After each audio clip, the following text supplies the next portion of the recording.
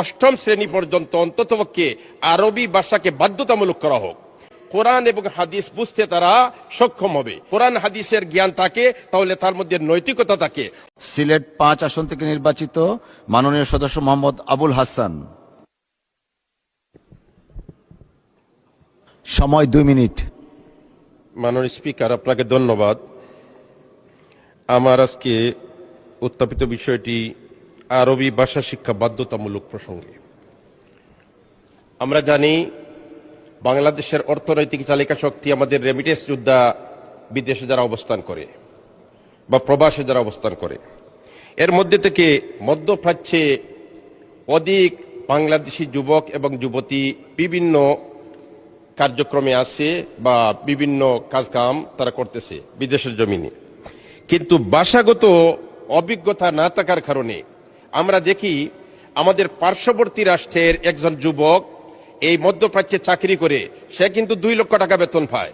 আমরা বাংলাদেশের যুবক, সে কিন্তু মাত্র 20,000 টাকা বেতন পায়। কারণ কি? তার ভাষাগত জ্ঞান না থাকার কারণে।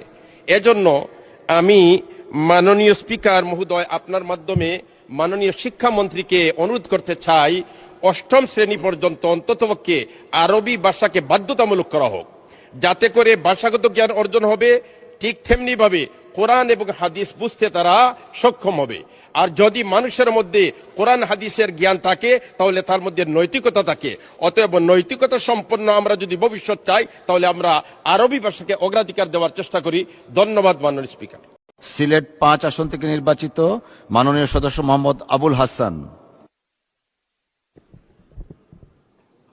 সময় 2 মিনিট। মাননীয় স্পিকার, আপনাকে ধন্যবাদ।